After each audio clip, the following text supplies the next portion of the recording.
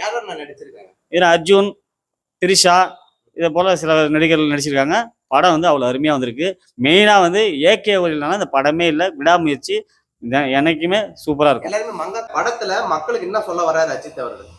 படத்தில் மக்களுக்கு என்ன சொல்ல வர்றாருன்னா, அவர் எப்படி விடாமுயற்சியோடு இருந்து இன்னைக்கு தமிழ்நாட்டுக்கே ஒரு பெருமை சேர்த்து, நான் இந்தியாவுக்கும் பெருமை சேர்த்து இந்த அளவுக்கு வந்திருக்காரு. அதேமாரி இளைஞர்களுக்கு நல்ல வழிகாட்டியாக வந்து இந்தமாரி மேலும் எந்த ஒரு இது காரியம் எடுத்தாலும் விடாமுயற்சியோட செயல்பட்டு நம்ம வந்து வாழ்க்கையில முன்னேறணுங்கிறத இந்த படத்தை தெரியப்படுத்துறாரு. இல்ல மேலும் மேலும் எங்களுக்கு வந்து ஒரு பூஸ்டா தான் இருக்குது. இளைஞர்களுக்கு ஒரு நல்ல வழிகாட்டியான படம் இது.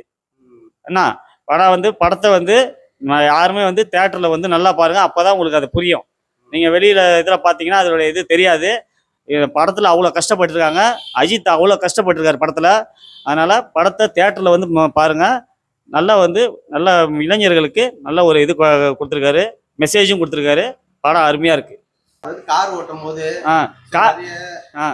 அதனால எப்படி அந்த படத்துல காமிச்சிருக்காங்களா? கார் ஓட்டும் போது எப்படியெல்லாம் சீட் பெல்ட் எடுத்து அணியணும், இதை வந்து கரெக்டாக வந்து எல்லாருமே ஃபாலோ பண்ணணும்.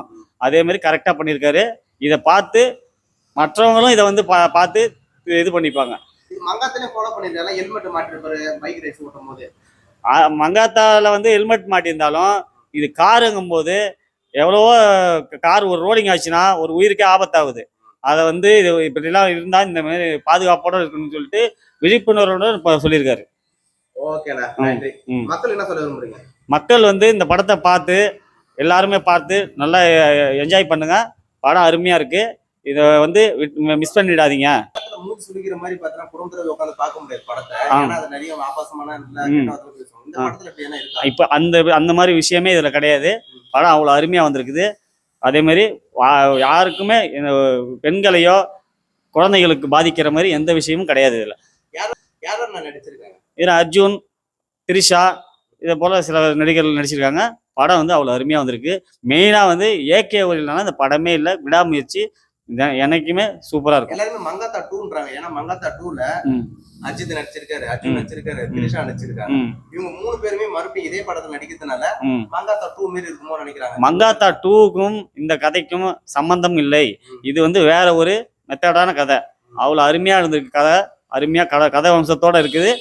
இளைஞர்களுக்கு நல்ல வழிகாட்டியான படமாவும் இருக்கும். இது வழிகாட்டியோட ஒரு படமா இருக்கும். ஆமா, மக்கள் தியேட்டர்ல போய் உட்கார்ந்து தாராளமா குடும்பத்தோட வந்து பார்க்கலாம்.